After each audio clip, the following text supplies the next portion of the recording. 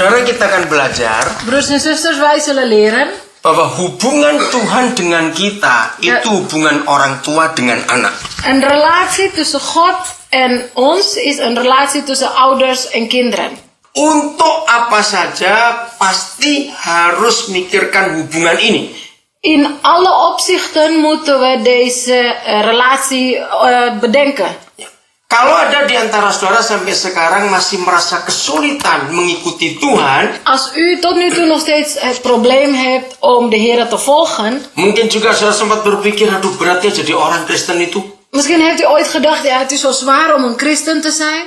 Aduh, kenapa ya kok malas berdoa? En waarom ben ik zo lui in gebed?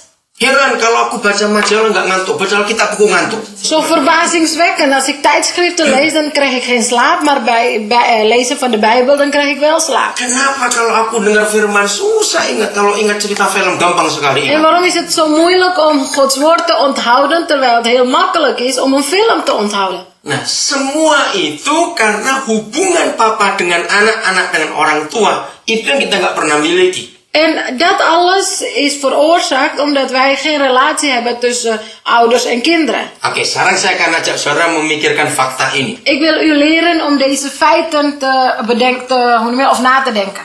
Waktu anak-anak kita masih kecil, Wanneer onze kinderen nog klein zijn, ya umur antara 8 tahun, 6 tahun, 4 tahun begitu.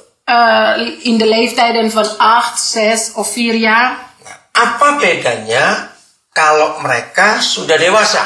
Wat is het verschil wanneer zij volwassen zijn? Sudah 20-an, 18, 16. Ongeveer in de 20, 18 of 16 jaar. Nah, waktu mereka masih kecil-kecil, Toen zij nog klein waren, kalau kita pulang dari kerja, wanneer wij thuiskomen van het werk, misalnya di rumah ada yang jaga anak-anak itu, stel als ze thuis worden opgepast door andere mensen, atau kita ambil mereka di crash. of we halen hen op bij de crash.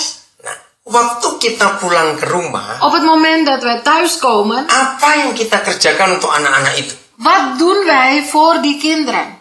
Nah, bedanya setelah mereka dewasa, umur 18, 16, 14 tadi, Het is dus anders wanneer zij volwassen zijn, 20, 18 of 16, misalnya mereka belum keluar rumah, en zij zijn nog niet uitwonend, nah kita pulang ke rumah. dan komen we thuis aan. Ngerti nggak perbedaannya ini? Kunt u dit verschil snappen? Kalau mereka masih kecil-kecil, maka kita harus bereskan semuanya untuk mereka. Wanneer zij nog klein zijn, dan moeten wij alles klaarmaken voor hen. Kita harus urus makanan mereka semuanya. Wij moeten hun eten klaarmaken, alles. Tapi kalau mereka sudah dewasa, Maar wanneer zij al volwassen zijn, nggak akan kita urus mereka seperti anak kecil. dan behandelen wij hen niet meer als kleine kinderen.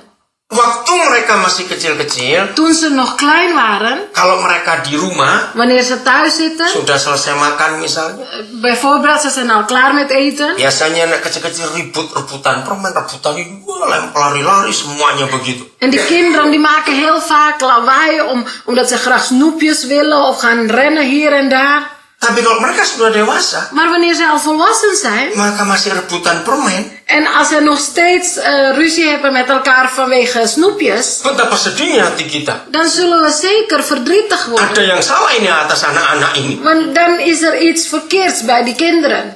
Mengerti nggak contoh ini? Saudara? Kunt u dit voorbeeld snappen? Sudah berapa tahun kita jadi Kristen? Hoe lang zijn wij als christenen? Kalau kita masih hanya urusan uang, tersinggung, nangis, disakiti, dicubit, terus itu saja. Als wij ons nou bezighouden alleen maar met de geldzaken, dat we gekwetst zijn, of dat we huilen, of dat we geknepen worden. Lihat itu kalau anak-anak kecil, Kijk, als dat bij de kinderen, kleine kinderen, pasti lapor, ma aku dicubit. ze gaan zeggen zo, mama, ik word geknepen. Pa, mobil-mobilanku diambil. Pa, mijn autootjes werden gepakt. Nah, itu masih anak-anak. Zo zijn kinderen. Kalau kita sudah lama jadi Kristen, Maar wanneer wij, die al heel lang christenen zijn, tiap kali lapor Tuhan, uangku hilang Tuhan. elke keer zeg, Heer, mijn geld is gestolen, Heer. Tuhan, saudaraku tuh nyinggung aku, Tuhan. Heer, die familie of die broeders of zusters kwetst mij, Heer. Tuhan, yang satu tuh memfitnah aku. Of Heer, die andere beticht mij. Saudara, dari waktu ke waktu kitanya sibuk, lapor masalah, kesulitan, semuanya. Broeders en zusters, van tijd tot tijd zijn we alleen maar druk bezig om al onze problemen aan de Heer door te geven. Dalam Yohanes 15, In Johannes 15, mari kita lihat ayat yang ke-15. laten we openslaan hoofdstuk 15, vers 15. Ini jam-jam terakhir sebelum Tuhan Yesus berpisah dengan murid-muridnya untuk masuk Getsemani, ditangkap, diadili, disalibkan. Dit zijn de laatste uren voordat de Heer Jezus gevangen werd, meegenomen wordt naar Getsemani en gedood werd. Jadi ini saat-saat yang terakhir, sangat mengharukan sekali. Dus dit zijn de laatste momenten, erg maakt ons ontroerd. Ya, ayat 15 silakan dibaca bahasa Belandanya langsung. Johannes 15, vers 15. Ik noem u niet meer slaven, want de slaaf weet niet wat zijn Heer doet. Maar u heb ik vrienden genoemd, omdat ik alles wat ik van mijn Vader gehoord heb, u heb bekendgemaakt. Saudara, perkataan ini yang Tuhan Yesus rindu katakan kepada kita. Broers en zusters, deze uitspraak verlangt de Heer om het tot ons te zeggen. Sudah lama kita jadi Kristen. We zijn al heel lang christenen. Tidak lagi disebut hamba. We worden niet meer slaven genoemd. Bedanya cuma satu. En het verschil is slechts één. Antara hamba dengan teman atau sahabat. Tussen een slaaf en een vriend. Bedanya dikatakan, karena aku telah memberitahukan kepada kamu segala sesuatu yang telah kudengar dari Bapakku. Het verschil is, wat hij zei, omdat ik alles wat ik van mijn vader gehoord heb, u heb bekendgemaakt. Waktu anak-anak masih kecil, Toen die kinderen nog klein waren, tidak mungkin kita orang tua akan cerita tentang perusahaan kita, het is onmogelijk dat wij hen vertellen over ons bedrijf, tentang semua hipotek, semua pada anak-anak itu nggak mungkin. over de hypotheekzaken, over allerlei andere dingen. Die vertellen we onmogelijk aan die kinderen. Betul tidak, saudara? Waar of niet, broers en zusters? Nah, selama kita sudah dewasa jadi Kristen, En als wij al volwassen christenen zijn, apa saja yang Papa pernah bicarakan kepada kita tentang segala sesuatu yang dia punya. wat alles heeft vader ons bekendgemaakt, alles wat hij weet. Lagi sekali ini penting, saudara, untuk tahu perbedaan Kristen kita masih anak-anak atau sudah dewasa. En dit is heel belangrijk om te weten, om te kunnen zien het verschil of wij nog kinderen zijn in christelijke zin of al volwassen. Saat-saat terakhir sebelum Tuhan Yesus disalibkan, dia menyatakan satu pernyataan yang luar biasa. Op de laatste momenten voordat de Heer Jezus gekruisigd werd, heeft hij iets geopenbaard, iets buitengewoon. Aku tidak menyebut lagi kamu hamba, Ik noem u geen slaaf meer, tapi sahabat. maar vriend. Ayat 14 ya, coba saudara baca. En laten we lezen vers 14. Manis sekali saudara pernyataan ini, mengharukan juga. Een hele mooie verklaring, ontroerd. Ayat 14 silakan. Gij zijn mijn vrienden, indien gij doet wat ik u gebied. Hanya ada satu syarat yang menunjukkan kapan kita jadi sahabatnya Tuhan Yesus. Er is slechts één voorwaarde dat aanwijst wanneer wij Gods vrienden zijn. Yaitu kalau kita berbuat apa yang dia perintahkan kepada kita. En dat is wanneer wij doen wat Hij ons gebiedt. Nah, ada banyak perintah Tuhan dalam Alkitab, Er zijn vele geboden van God in de Bijbel. tapi juga ada perintah harian yang dia berikan kepada kita. Maar er zijn ook dagelijkse geboden die Hij ons geeft. Nah, kapan terakhir kali kita terima perintah-perintahnya? Wanneer voor het laatst hebben we zijn geboden geaccepteerd. Lalu kita kerjakan. En dat wij dat ook in praktijk doen. Jadi Kristen kita nggak cuma teriak, lapor, minta, menangis kepada Tuhan. Dus ons christelijk leven bestaat niet alleen aan rapporteren, huilen tot de Heer of vragen aan de Heer. Tapi gantian dia memberikan kita perintah-perintah untuk kita kerjakan. Maar een wisselwerking. Hij geeft ons ook geboden, opdrachten om te doen. Itulah kekristenan yang benar. En dat is de ware christen. Jadi nggak cuma urusan-urusan kecil-kecil sehari-hari saja. Dus we gaan ons niet bezighouden maar alleen met kleine dingetjes, dagelijkse dingetjes. Tapi ada hal yang Tuhan ingin berikan kepada kita untuk kita kerjakan. Maar er zijn ook dingen die de Heer ons wilt geven, zodat wij dat in praktijk brengen. Nah, itulah yang Tuhan kita rindu. En dat is het verlangen van de Heer. Dia Papa yang baik. Hij is een goede vader. Dia mau isi hatinya kita kenal. Hij wil dat de inhoud van zijn hart bekend wordt gemaakt bij ons. Maaf kalau saya harus katakan contoh-contoh ini.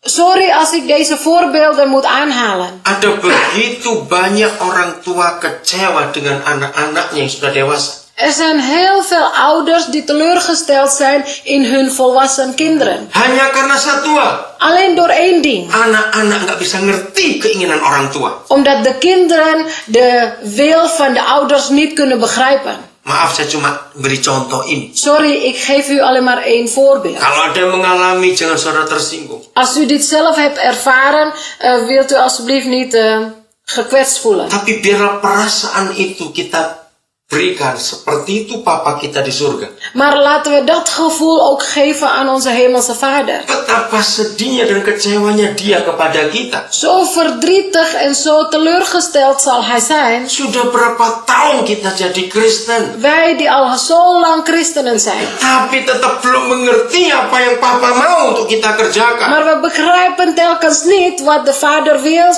voor ons om te doen. Maaf, lagi-sekali contoh ini. Nogmaals, sorry als ik weer dit voorbeeld aanhaal. Saya percaya walaupun itu anak kandung, saudara. Ik geloof dat zelfs als het onze bloedeigen kind zijn, tidak akan rela kalau tiap hari dia pakai PIN kita ngambil uang seenaknya. wij zullen natuurlijk niet toestaan als het kind elke dag onze pinpas gebruiken om geld te verhalen. Betul tidak? Walaupun anak kandung. Waar of niet, zelfs als het onze biologische kinderen zijn. Sudah 20-an tahun umurnya. Die is al meer dan 20 jaar oud. Maaf, jangan tersinggung. Wees niet gekwetst, sorry. Berapa kali kita buat itu ngerampok surga pakai ATM Papa kita? En hoe vaak hebben we de hemel beroofd met de pinpas van onze Vader? Kita hobi cuma minta ini, minta itu, minta ini. Onze hobbyen zijn alleen maar dit vragen, dat vragen, dit vragen. Kalau kita punya anak seperti itu, sedih hati kita. Als wij zo'n kinderen zouden hebben, dan zouden we verdrietig zijn. Kalau saudara punya perusahaan, Als u een bedrijf hebt saudara sudah tua, en u bent al op leeftijd. ternyata 6 anak-anak saudara misalnya punya anak 6 ini. En stel als u 6 kinderen hebt, die 6 kinderen, Nggak ada satupun yang bisa diserahi Is er- perusahaan ini. aan die 6 kinderen zijn er geen enkele aan wie u dat bedrijf kunt toevertrouwen. Betapa sedihnya hati kita sebagai orang tua. Hoe verdrietig zal ons hart zijn als ouders zijn. Kita bangun perusahaan itu dari nol, bertahap sampai jadi besar. We hebben het bedrijf opgebouwd van 0 en die wordt groter en groter. Sekalipun harus terpaksa misalnya. Zelfs wanneer we gedwongen zijn. Bukan anak-anak kita yang kita harapkan. En niet onze kinderen waar wij op hopen. Karena kita nggak bisa berharap mereka. Omdat wij niet op hen kunnen hopen. Semua mereka cuma taunya ngabisin duit saja. Want wat zij kunnen is alleen maar geld opmaken. Ternyata ada 2 karyawan yang kita anggap setia. En blijkbaar zijn er 2 werknemers die getrouw zijn. Gimana perasaan saudara? Hoe zal uw gevoel zijn? Mungkin saudara akan menyerahkannya sudah kepada karyawan aja karena anak nggak bisa diharapkan. Misschien zal u dat bedrijf ook overdragen aan die werknemers, omdat uw eigen kinderen dat niet kunnen oppakken. Saudara, seperti itu Papa di surga. En broers en zusters, zo is het ook met onze hemelse Vader. Sebagai anak-anaknya, Als zijn kinderen, berapa hal yang Papa sudah percayakan kepada kita? hoeveel dingen heeft onze Vader ons toevertrouwd? Apa yang dia punya di dunia ini? Wat hij bezit hier op aarde. Yaitu pekerjaan ini belum selesai. En het werk is nog niet klaar. Ingat dalam Yohanes 4:34. Weet u nog, Johannes 4 vers 34? Yang sudah lupa baca ayat itu. En zij die vergeten zijn, lees dat vers nogmaals. Makananku ialah. Mijn voedsel is. Teruskan. Ga verder. Makananku ialah apa? Wat is mijn spijzen? Ayo, lihat Alkitab saudara. Kijk naar uw eigen Bijbel. Ayo, makananku ialah. Mijn spijzen is Melakukan kehendaknya. de wil te doen. Dan, jangan lupa ini. En, vergeet niet, Ayo, apa bahasa Belandanya? menyelesaikan pekerjaannya. zijn werk te volbrengen. Lihat itu. Kijk daarnaar. Makananku. Dat mijn spijzen. Itulah hari-hari yang kita kerjakan dalam hidup. En dat is iets wat we dagelijks doen in ons leven. Masih banyak pekerjaan Papa belum selesai di dunia. Er is nog heel veel werk van God de Vader die nog niet klaar is hier Dan op kita aarde. tahu pekerjaannya bukan malaikat yang menyelesaikannya. En we weten dat dat werk niet klaargemaakt wordt door de engelen. Betul saudara? Waar of niet, broers en zusters? Karena dia membutuhkan kita. Want Hij heeft ons nodig. Padahal saya berpikir kalau dia pakai malaikat, pekerjaannya sudah selesai dari dulu. Terwijl ik denk bij mezelf, als Hij engelen zou gebruiken voor zijn werk, dan was het werk al lang af. Karena malaikat itu nggak perlu transportasi, akomodasi, dan konsumsi. Want die engelen hebben geen transport nodig, of consumptie, Atau akomodasi. of accommodatie. Betul? Waar of niet? Bahkan malaikat itu nggak doyan duit. En die engelen, die houden niet van geld. Kita ini duit terus. Wij denken alleen maar aan geld.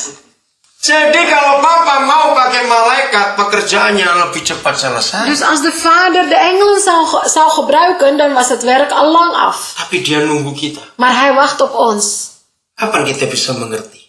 Wanneer kunnen we dit snappen? Lagi sekali ya, 14 Yohanes 15 tadi. Nogmaals, Johannes 15 vers 14. Hanya ada satu tanda kapan kita disebut sahabatnya. Er is alleen één teken wanneer wij zijn vrienden worden genoemd. Yaitu kalau kita melakukan apa yang dia perintahkan En dat kepada is kita. wanneer wij doen wat Hij ons gebiedt. Sebagai orang tua kita bangga pada anak-anak kita kalau mereka mengerti apa yang kita perintahkan kepada mereka. Als ouders zijnde, wij zullen trots zijn op onze kinderen wanneer zij begrijpen wat wij van hen verlangen. Betul saudara? Waar of niet? Nah seperti itu Papa dengan kita. En zo is het ook met als de Vader met ons. Jadi usahakan kita tahu apa yang dia perintahkan kepada kita. Dus doe moeite om te weten wat Hij ons gebiedt. Jadi tidak hanya kita minta dan minta kepada Zodat dia. wij niet alleen maar vragen en vragen aan Hem. Kita lihat hidup Musa. Laten we kijken naar het leven van Mozes. Mazmur 103. Psalm 103. Dia menunjukkan jalannya kepada Musa. Itu ayat berapa? 7. Ya, terima kasih. Nah, lihat ini ayat 7. Terima kasih, Doris. Sekarang dibacakan langsung. Psalm 103 vers 7. Hij maakte Mozes zijn wegen bekend. De kinderen Israël zijn daden. Katakan amin. Zeg amen erop. Jadi kita harus seperti Musa yang telah diperkenalkan jalan-jalannya. Dus wij moeten zijn als Mozes waarvan de wegen bekend zijn gemaakt. Sehingga Musa tahu apa yang Tuhan inginkan dalam hidupnya. En daardoor wist Mozes wat Gods verlangen was in zijn leven. Seperti itu Papa dengan kita. En zo moet het ook zijn, de relatie tussen Vader en ons. Jadi kita tidak hanya menyelesaikan pelayanan kita di gereja untuk kebaktian ini, kebaktian itu. Dus wij voeren niet alleen uit onze taken hier in de kerk. Tapi yang di luar gereja. Maar daar, buiten de kerk. Masih banyak yang Tuhan harus kerjakan. Is er nog heel veel werk te doen. Kemarin malam saya ketemu besanya Pak Poljo. Gisteravond heb ik de besan van Paul Tjok ontmoet. De schoonouders van zijn dochter. Saya itu kalau lihat orang tuh reaksinya cepat begitu. Kalau melihat orang reaksinya cepat. Elke keer als ik iemand zie, dan krijg ik direct een reactie. Nah, kemarin dalam kebaktian dia datang dengan pakaian yang persis seperti anak muda, pakai celana yang cuma di bawah lutut, ketat lagi, santai betul. En gisteren tijdens de dienst kwam zij als een jonge vrouw met een beetje strakke broek, net onder de knie, heel relaxed. Terus saya tanya, dus ik heb gevraagd, Sylvie, dari mana kok pakaian begini? Waar kom je vandaan in zo'n kleding? Kan kemarin dingin juga. Helemaal gisteren was het toch best wel koud. Nah, saya kaget saudara, dia cerita. Dus ik was verbaasd toen zij vertelde. Kalau Selasa begini, saya punya pelayanan untuk orang-orang tua. Zij zei, op dinsdagen heb ik bediening bij de ouderen. Saya punya mobil khusus untuk ngangkat mereka, saya ambili mereka. Ik heb speciale auto om hen op te halen. Sebagian bukan Kristen. En een deel daarvan zijn geen christenen. Saya ajak mereka jalan, mau ke toko, mau kemana, saya antar. Ik neem ze mee, willen ze naar de winkels of waar dan ook. Ik breng ze overal heen. Jadi saya harus pakai pakaian santai karena ngangkat kursi rodanya, nuntun mereka. Dus ik moet een makkelijke kleren aantrekken, omdat ik dan de rolstoelen moet optillen enzovoort. Terus saya tanya, sudah berapa lama melakukan ini? En toen heb ik gevraagd, hoe lang doe je dit al? Oh, sudah lama, sudah banyak yang mati juga. Oh, al heel lang. Een paar zijn ervan al gestorven. Di situ dia cerita bagaimana dia memperkenalkan Yesus dengan cara itu. Daar heeft zij verteld hoe zij Jezus laat leren kennen. Laat zien aan hen. Dibayar nggak? Saya cuma tanya begitu saja. En toen heb ik gevraagd, word je daarvoor betaald of niet? Oh nee, zei ze. Saya mau menghibur mereka saja. Ik wil hen alleen maar blij maken, troosten. Saudara, terus terang saya sungguh kagum dengan pelayanan itu. Broers en zusters, om eerlijk te zijn, ik bewonder zo'n bediening. Apa yang kita bisa kerjakan untuk pekerjaan Papa yang belum selesai di dunia? Wat kunnen we nog meer doen voor het werk van de Vader die nog niet af is? Yaitu banyak orang yang belum percaya kepada dia. Er zijn nog heel veel ongelovigen in hem. Seringkali kita berkata, Tuhan, aku nggak punya waktu. Vaak zeggen wij, Heer, ik heb geen tijd. Saya itu bersyukur kepada Papa di surga. Maar ik ben de Heer, onze hemelse Vader, dankbaar. Tiap kali kalau kita diminta Papa, jawabannya maaf Tuhan, aku nggak punya waktu. Elke keer als wij gevraagd worden door de Vader, zeg ik, Heer, ik heb geen tijd. Kalau Tuhan kayak saya. Stel als de Heer net als ik zou zijn. Kalau suatu hari saudara perlu Tuhan. En u op een dag hem nodig heeft. Saya jawab juga, sorry, aku nggak punya waktu untuk Dan zal ik u ook antwoorden, nou, ik heb voor u ook geen tijd meer. Mau apa kalau dia ngomong begitu? Wat wilt u dan doen als hij zoiets zegt? Betul tidak, saudara? Waarom niet, broers en zusters? 24 jam yang dia beri cukup buat kita. 24 uur heeft hij genoeg aan ons gegeven. Asal kita bisa bagi baik-baik. Als wij die tijd maar goed kunnen verdelen. Saya cuma ngomong pada yang lain, jangan tersinggung. Ik heb alleen maar tot anderen gesproken hierover. U moet niet gekwetst voelen. Berapa banyak anak Tuhan hanya ngurus wajah yang sekian sentimeter persegi itu berjam-jam duduknya. Hoeveel kinderen Gods maken hun tijd op alleen maar om zo'n klein gezicht op te maken? Kok bisa? Ayo. Hoe kan dat? Kan ada waktu kalau itu. Daarvoor heb je wel tijd. Itu baru wajah. Dat is pas het gezicht. Belum rambut. En nog niet eens met het haar. Ada waktu. Daar hebben we wel tijd voor. Bersihin rumah. Om huis schoon te maken. Supaya kelihatan bersih. Ada waktu. Zodat het schoon is. We hebben dan tijd. Tapi kenapa kalau Papa minta sesuatu, bilang aku nggak punya waktu Tuhan. Maar waarom als vader iets vraagt, dan zeggen we, oh, we hebben geen tijd, Heer. Ingat, satu saja syaratnya, siapa sahabat-sahabat Tuhan Yesus? Denk erom, er is maar één voorwaarde voor wie zijn vrienden zijn. Yaitu melakukan yang kuperintahkan kepada dia. En dat is zijn geboden navolgen. Bukan yang lain. En geen andere dingen. Ayo saudara, tiap pagi kalau kita bangun. Broers en zusters, laten we elke ochtend wanneer we wakker worden. Setelah kita bersyukur, berdoa. Nadat wij de Heer gedankt hebben en gebeden hebben. Jangan ngomong, Tuhan enaknya aku hari ini makan apa ya? Niet zeggen, Heer, wat zou lekker zijn om vandaag te eten? Aku shopping apa ya hari ini ya? Wat zal ik nu gaan kopen, Heer? Tapi mulai tanya, Tuhan siapa yang aku berkati hari ini? Maar laten we vragen, Heer, wie moet ik vandaag zegenen? Amin atau aman? Amen of amen? Saudara, kalau saya di Indonesia hobi itu ngecekin ATM. Broers en zusters, in Indonesië mijn hobby is pinpas checken. Karena saya punya ATM di beberapa bank. Want ik heb een aantal rekeningen bij een aantal banken. Ada yang masuk tidak? Komt er wat in of niet? Nah, kalau ada yang masuk, mikir siapa yang dikirimi hari ini?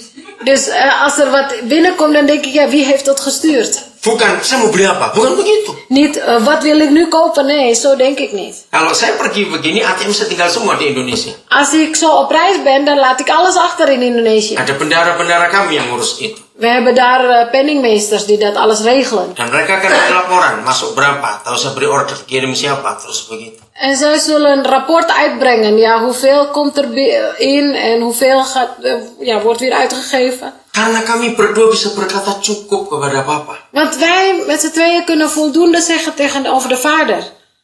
Saudara, dalam hidup cuma ada satu di antara dua. Broers en zusters, in het leven is er maar één tussen twee dingen. Kalau kita tidak biasa memberi makan orang, Als het niet gewoonlijk is voor ons om anderen eten te geven, berarti kita hobinya makan orang. dan is onze hobby anderen opeten.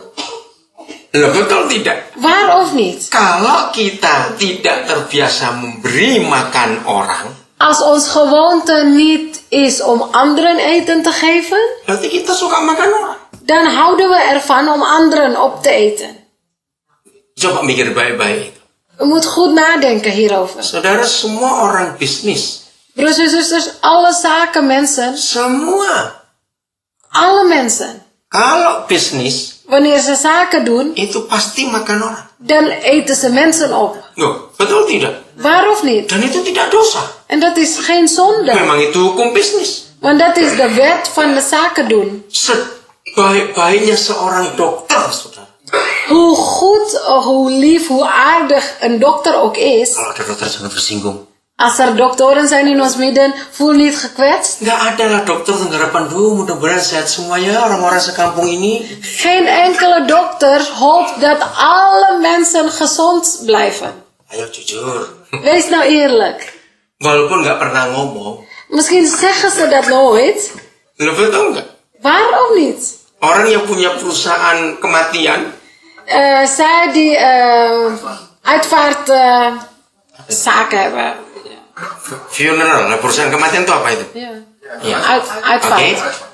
Memang nggak pernah ngomong. Ze zullen dat nooit uitspreken. Tapi mereka senang kalau ada orang mati. Maar ze zijn blij wanneer er iemand overlijdt. Dan jangan dimarahi mereka. En wij kunnen niet boos worden op Nah, hen. itu perusahaan, Ja, kerja aja. dat is hun business, dat is hun bedrijf.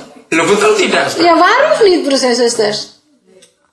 Jadi semua bisnis itu harus makan orang. Dus alle soorten zaken, zij moeten andere mensen opeten. Walaupun sesama satu gereja. En zelfs medegelovigen in de kerk. Kalau di gereja ini ada 4 orang punya perusahaan bakery atau roti. Stel als er in deze kerk 4 mensen die bakkerij hebben. Ya pasti ada rasa saingan. Dan itu tidak dosa. Zij zullen zeker bepaalde concurrentie voelen. En dat is geen zonde. Betul tidak, saudara? Waarom niet, Itu broers en hukum zusters? dagang. Dat is de wet van het handelen. Maka itu uang nggak ada yang Kristen. En daarom is geld geen christen. Uang itu nggak punya agama. Geld heeft geen religie. Maka itu kalau bicara uang jangan bilang kata pelayanan. Nggak ada itu. En daarom als we spreken over geld, dan moeten we niet praten over bediening, want dat is niet zo. Betul?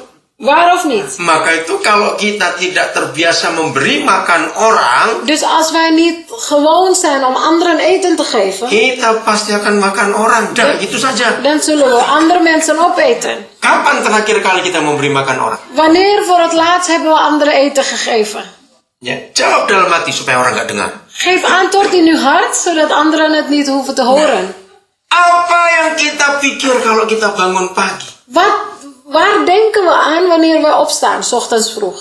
Saudara, selalu pikirkan apa yang Tuhan mau kerjakan, yang Dia perintah untuk kita pada Dus hari ini. zusters, laten we dan bedenken wat God ons wil gebieden op die dag. Saudara, tidak ada dalam hidup saya tiap hari yang nggak mikirin uang untuk orang lain. Broers en zusters, het is onmogelijk dat wij niet aan geld denken voor anderen. Tiap hari itu kerjaan saya. Elke dag is het voor mij, dat is dus mijn taak elke dag. Untuk memberkati banyak orang. Om heel veel mensen te zegenen. Tanya Pak Poljok ini sampai dia heran lihat saya. Walaupun di Belanda tetap ngurusin di mana saja, saya tetap ngurusi uang itu. U moet vragen aan Paul Tjok, hij is verbaasd. Ook zelfs in Nederland, ik moet elke dag met andere mensen zegenen, bezighouden. Karena saya ingin tetap jadi berkat sampai kapanpun juga. Want ik wil tot wanneer dan ook zegen blijven. Dan saya tahu apa yang Papa perintahkan untuk saya buat. En ik weet wat mijn vader mij gebiedt om te doen. Jadi Kristen kita tidak hanya dilihat waktu kita di kebaktian. Dus ons christelijk leven is niet alleen zichtbaar wanneer wij in een dienst zijn. Tapi apa yang kita bisa buat untuk Papa di surga. Maar wat wij kunnen doen voor onze hemelse vader. Yaitu kepada anak-anaknya yang lain itu. En dat is tegenover andere kinderen van hem. Jadi tanyakan kepada diri kita seperti yang Tuhan katakan kepada Musa. Dus stel de vraag aan onszelf zoals de Heer aan Mozes heeft gezegd. Apa jalan-jalannya yang Dia tunjukkan kepada kita? Welke wegen maakt hij ons bekend? Waktu lebaran kan kami sudah di sini. Tijdens de suikerfeest waren we al hier. Nah, saya lupa memberi uang lebaran untuk beberapa guru kami yang Islam di Jambi. Ik was vergeten om geld te geven aan de leraren in Jambi die moslim zijn. Ya, kami punya guru-guru yang Islam di Jambi, saudara. We hebben een aantal leraren in Jambi die zijn moslims. Nah, ketika SMS dari kepala sekolahnya masuk, En toen kwam een sms van de hoofd van de school. bank sudah tutup. De banken waren al gesloten. Karena biasanya kalau besok lebaran, hari ini bank sudah tutup. Want stel als het morgen suikerfeest is, dan is het vandaag al dat de banken dicht zijn. Lalu saya telepon bendahara. Dus ik heb mijn penningmeesters gebeld. Saya tanya pada mereka, siapa yang punya saldo? Tolong pinjam dulu. Ik heb gevraagd wie heeft wat op de rekening staan, mag ik even lenen? Karena waktu itu saya juga belum sempat kirim dari sini. Want toen heb ik ook nog geen tijd gehad om geld over te maken van hier. Jadi Pak Paul Jok bukakan saya tabungan di ABN. Paul Tjok heeft een rekening voor mij geopend bij ABN. Dan ATM-nya dipegang oleh bendahara kami di Jakarta. En de pinpas wordt vastgehouden door onze penningmeester in Jakarta. Tuhan tolong dengan cara yang luar biasa. De Heer heeft op een buitengewone wijze geholpen. Saya coba putar uang itu. Ik probeer om dat geld heen te gaan. Ada 3 guru muslim. Er zijn 3 leraren die moslim zijn. Dan saya harus kirim 3 juta untuk mereka, 3 juta rupiah. En ik moet 3 miljoen rupiah sturen. Saya mikir terus itu, saudara. Ik probeerde telkens weer na te denken hoe ik dat moest doen. Untuk memberkati orang-orang itu. Om die mensen te zegenen. Kolose pasal yang ketiga. Colossensen hoofdstuk 3. Kekristenan kita akan dinilai dengan apa yang ada di pikiran kita. Ons christelijk leven begint met wat er in onze gedachten is. Orang egois dan orang pelit Mensen die egoïst zijn of gierig zijn, tidak akan bisa dipakai oleh Tuhan. zullen nooit door de Heer gebruikt worden. Kenapa? Waarom? Siapa bisa jawab? Kenapa orang egois, orang pelit nggak bisa dipakai Tuhan? Waarom kunnen de mensen die egoïst of gierig zijn niet door de Heer gebruikt kunnen worden? Ayo, siapa bisa jawab? Wie kan daar antwoord op geven? Ayo, saya tunggu dulu. Ja, ik wacht.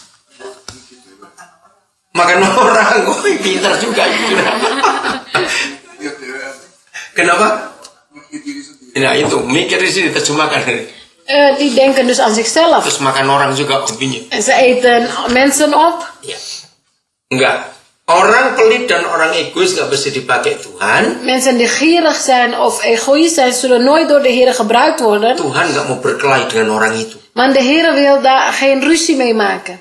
Loh, kenapa Tuhan harus berkelahi dengan orang itu? Waarom zou de Heer ruzie moeten maken met dat soort mensen? Tapi kalau dia disuruh dan disuruh keluarkan uangnya, pasti bertengkar dulu sama Tuhan. Want als de Heer hem gebiedt om geld uit te geven, dan zou hij tegenspreken. Nah, suatu kali ada orang berkata kepada saya, Op een dag heeft iemand tegen mij gezegd, masa kamu gak takut dimanfaatkan oleh orang itu? wordt u niet bang dat u misbruikt wordt door andere mensen? Nah, terus saya jawab begini, Toen heb ik zo geantwoord.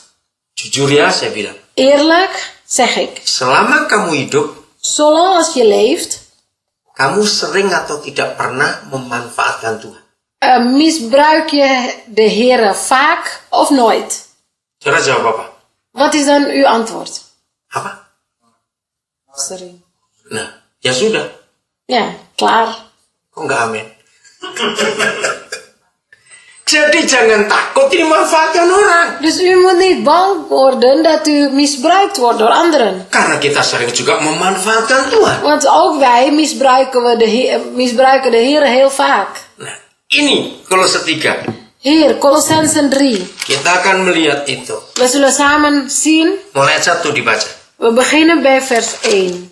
Indien gij dan met Christus opgewekt zijt, zoekt de dingen die boven zijn, waar Christus is, gezeten aan de rechterhand Gods. Nah, supaya kita bisa tahu jalan-jalan Bapa di surga seperti yang dia berikan kepada Musa. Opdat wij de wegen van de hemelse Vader kunnen weten, zoals hij die bekend heeft gemaakt aan Mozes. Maka yang harus di-style, saudara, dicocokkan. Itu bukan perut kita. Wat wij dan moeten aanpassen, is niet onze buik, Tapi pikiran kita. maar onze gedachten. Betul tidak? Waar of niet? Karena pikiran ini yang berbahaya. Want deze gedachten, die zijn gevaarlijk. Nah, maka itu orang pelit, orang orang egois nggak bisa dipakai Tuhan karena pikirannya masih duniawi. En daarom gierige mensen, egoïstische mensen, die zullen nooit door de Heer gebruikt worden, omdat zij nog werelds denken. Dengan jelas firman ini berkata, kalau kita sudah dibangkitkan bersama dengan Kristus, Heel duidelijk zegt Gods woord, indien gij dan met Christus opgewekt zijt, maka pikiran kita harus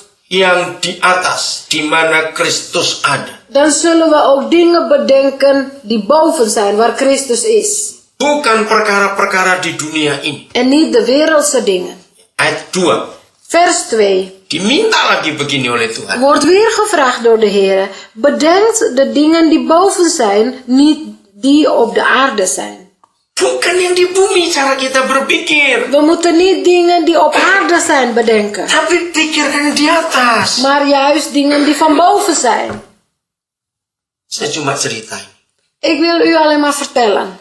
Saudara masih ingat Februari yang lalu kami ada di sini Weet u nog, afgelopen februari waren we ook hier. sampai Maret dengan Pak Edo. Tot maart en samen met Pak Edo.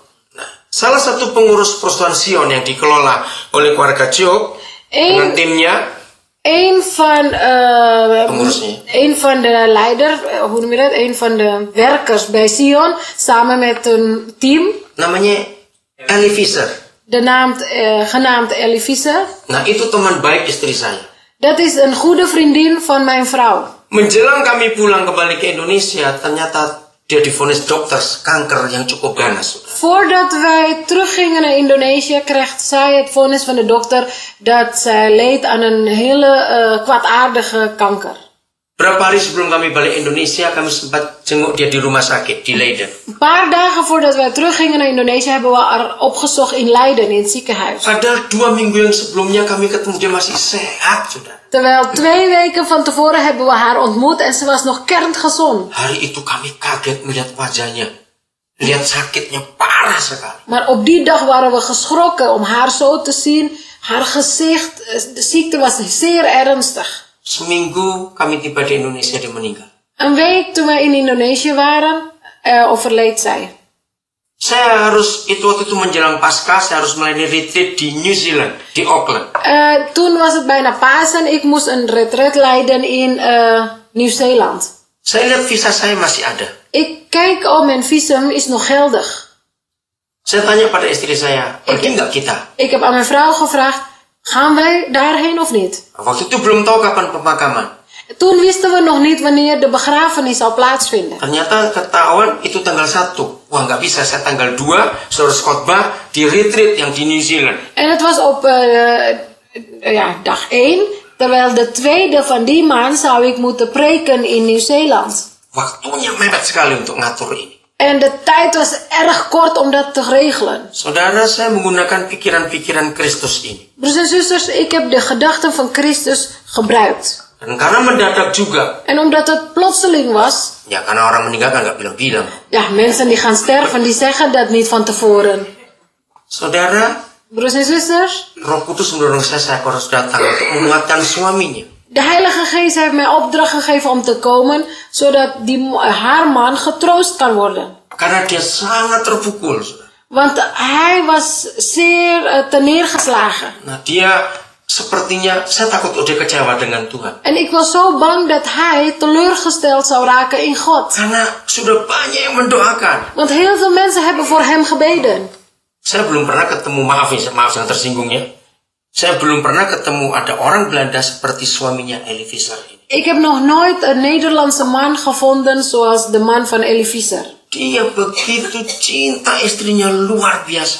Hij hield zoveel van zijn vrouw. Maaf, jangan tersinggung saya bicara ini. Broers en zusters, u moet niet gekwetst voelen als ik dit zeg. Saya belum pernah ketemu ada orang lagi Belanda bisa nangis seperti anak kecil waktu lihat istrinya sakit. Ik heb nog nooit een Nederlandse man zo zien huilen als een klein kind toen zijn vrouw ziek werd. Waktu 2 kali kami kunjungi ke rumah sakit, dia betul-betul minta Tuhan sembuhkan istri saya. 2 keer heb ik haar opgezocht in het ziekenhuis en hij heeft zo gevraagd, echt werkelijk gevraagd of de Heer haar zou genezen. Nah, maka itu ketika kami mendengar istrinya meninggal, aduh, hati saya juga terpukul. En daarom toen wij hoorden dat Ellie kwam te overlijden, was ik ook geraakt. Maka keputusannya saya harus pergi ke Belanda, tapi nggak nginap, cuma sebentar saja terus balik lagi. En ons besluit was dat ik naar Nederland zou komen, maar niet zal overnachten. Ik ging weer gelijk terug. Nah, saudara bisa bayangkan mendadak cari tiket mahalnya luar biasa. U kunt zich voorstellen hoe duur het is om plotseling een ticket te kopen. Saya hanya cerita ini Ik vertel dit alleen menggunakan Kolose 3. om Kolose 3 te gebruiken. Pikiran siapa yang saya akan pakai? Wiens gedachte moet ik gebruiken? Kalau pikiran di dunia, ngapain buang uang? Wereldse gedachten zouden zijn, ja waarom? Dat is weggegooide geld. Karena kalau saya berangkat, berarti saya hanya 9 jam di Belanda. Want als ik zou vertrekken, dan zou ik alleen maar 9 uur lang in Nederland zijn. Dan dari Papua ke Jakarta, Singapura ke Belanda, sampai kembali ke New Zealand itu 3 hari perjalanan. En van Papua naar Jakarta, Singapore, Nederland en weer terug naar Nieuw-Zeeland kost mij 3 dagen reistijd. Jadi 3 malam saya di pesawat. Dus 3 nachten was ik in het vliegtuig. Tiba 1 jam langsung khotbah. Ik kwam aan, 1 uur daarna moest ik preken. Ayo, pikiran siapa yang kita mau pakai? Nou, wiens gedachten moeten we dan gebruiken? Maaf, saya cuma beri contoh ini. Broeders en zusters, sorry, ik geef dit slechts als voorbeeld. Saudara, Kristen kita dinilai bagaimana kita berpikir untuk hal apa saja.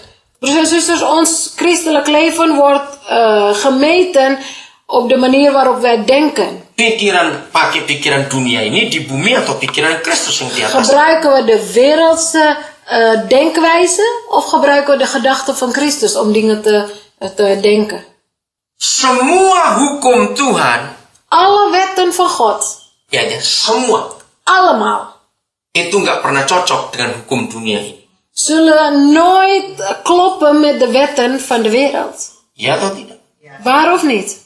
Hukum Kristus berkata, ampuni orang yang memusuhi kamu. De wet van Christus zegt, vergeef uw vijand. Dunia berkata, balas. De wereld zegt juist, nee, vergeld hem. Berkati orang yang membenci kamu. Zegen degene die u haat. Nah, mana cocok dengan pikiran dunia? Dat klopt niet met de gedachten van de wereld. Tidak akan cocok. Het zal nooit samengaan. Pikiran Kristus adalah memberi. De gedachten van Christus zijn geven en Tapi geven. pikiran dunia adalah menarik. En de gedachte van de wereld is alleen maar vragen en nemen. Jadi semuanya hukum Kristus dan hukum dunia bertolak belakang. Dus alle wetten van Christus en de wereld die zijn tegenovergestelde. Maka itu kalau pikiran kita nggak di-style seperti pikiran Kristus, dicocokkan, nggak akan jadi Kristen kita. En daarom als wij onze gedachten niet bijstellen aan die van Christus, dan zal het nooit goed gaan. Jadi semua ada pada pikiran ini, saudara. Dus alles is te vinden in onze gedachten. Karena pikiran harus diubah seperti pikiran Kristus. Want onze gedachten moeten veranderd worden als de gedachten van Christus. 1 Korintus 2 ayat 16. 1 Korintiërs 2 vers 16.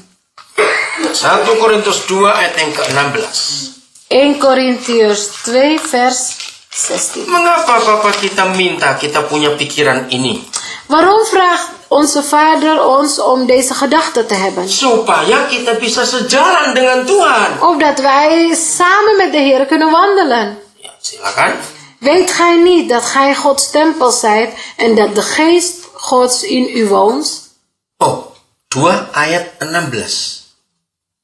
Oh, ya, itu 3 itu. Ja. 1 Korintiërs 2 vers 16. Want wie kent de zin des Heren, dat hij hem zou voorlichten, maar wij hebben de zin van Christus. Pikiran siapa yang kita miliki dalam hidup kita? Welke gedachten hebben wij in ons leven? Wiens gedachten? Kalau kita memiliki pikiran Kristus, Als wij de gedachten van Christus hebben, maka kita akan sejalan bersama dengan Dia. dan zullen wij samen met hem op één weg zijn. Kalau kita memiliki pikiran Kristus, kita tidak pernah punya masalah berjalan bersama dengan Tuhan. Wanneer wij de gedachten van Christus hebben, dan hebben we geen probleem om samen met de Heer te lopen, te wandelen. Jadi pikiran harus diubah, saudara. Dus onze gedachten, die moet veranderd worden. Selama kita masih menggunakan pikiran-pikiran dunia, Zolang wij nog de wereldse gedachten gebruiken, maka kita tidak akan tahu perintah-perintah Tuhan dalam hidup kita. dan kennen we ook niet de geboden van God in ons leven. Jadi perintah Tuhan hanya bisa dikenal kalau pikiran kita sudah sejalan dengan pikiran Kristus. Dus wij kunnen alleen de geboden van de Heer weten wanneer wij de gedachten van Christus kennen. Nah, bagaimana kita bisa memiliki pikiran Kristus? En hoe kunnen we de gedachten van Christus hebben? Kata pikiran itu kalau dalam bahasa ilmiahnya adalah ism. Tahu kata ism ya? Atau ism? Seperti komunisme, feminisme. Oh, ja. Apa itu? Faham? Isme, hè? Is het woord... is een begrip? Iya, seperti komunisme, feminisme, humanisme. Tis. Misschien iets... Gedachten zijn iets... Ja, wat je dan... Ja. Nee, iets met... tis eigenlijk. Feministisch. Ja, tis, ja, ja. Of communistisch. Stroming. Tahu ya itu? Faham. Dat het een begrip is. Ja, Ja. het is een begrip. Ya, itu pikiran, saudara. Dat is de gedachte, broers en zusters. Nah, misalnya gini contohnya. Een voorbeeld is, Saudara kenal seseorang. u kent iemand. Dia Kristen yang baik. Het is een hele goede christen. Tiba-tiba setelah sekian bulan tidak ketemu, En opeens na een aantal maanden degene niet te hebben ontmoet. dia ketemu, dia ngomong, aku sekarang komunis. En u ontmoet die persoon en die praat communistische taal bijvoorbeeld. Kaget nggak kita ini? Zou u dan geschrokken zijn of niet? Ya pasti kaget. Ja, vanzelfsprekend bent u dan geschrokken. Kenapa dari Kristen bisa jadi komunis? Hoe kan dat nou van een christen is hij communistisch geworden? Karena dia baca bukunya komunis. Omdat hij de boeken van de communisme leest. Pemikirannya berubah. Dus de gedachten zijn dan omgezet, veranderd. Betul tidak? Waar of niet? Kalau begitu, gampang nggak merubah pola pikir ini? En als het zo is het dan niet makkelijk om de denkwijze zo te veranderen? Ayo jawab, gampang atau susah? Is het makkelijk of moeilijk om ons denkwijze te veranderen? Gampang. Nee, makkelijk. Karena tergantung apa yang kita baca. Want het hangt af van wat wij lezen. Apa saja yang kita baca itu mempengaruhi pikiran kita. Alles wat wij lezen zal onze gedachten beïnvloeden. Jadi seharusnya gampang kita memiliki pikiran Kristus. Dus eigenlijk zou het makkelijk moeten zijn om de gedachten van Christus te hebben. Kalau kita baca Alkitab ini. Als wij de Bijbel lezen. Nah kita ini sering baca tapi nggak ngerti. En wij lezen vaak, maar we begrijpen het niet. Maka itu Roh Kudus kita perlukan dalam hidup kita. En daarom hebben we de Heilige Geest nodig in ons leven. Karena Roh Kudus akan menghidupkan firman ini. Want de Heilige Geest zal dit woord tot leven brengen. Tapi cara yang paling gampang lagi bukan cuma karena Roh Kudus. Maar nog een makkelijker weg, en niet alleen de Heilige Geest, Kita percaya atau tidak dengan yang kita baca. is of wij het nou geloven of niet, wij moeten het lezen. Teman yang tadi dari Kristen bisa jadi komunis, En die vriend die eerst christen was en nu communist geworden, dengan waktu sekian bulan saja bisa berubah. in een tijd van een aantal maanden kan hij al veranderen. Karena dia percaya yang dia baca. Omdat hij gelooft wat hij leest. Dan dia terima. En hij neemt het aan. Kalau kita membaca Alkitab atau mendengar firman Tuhan, Wanneer wij de Bijbel lezen of naar Gods woord luisteren, hanya perlu dua hal.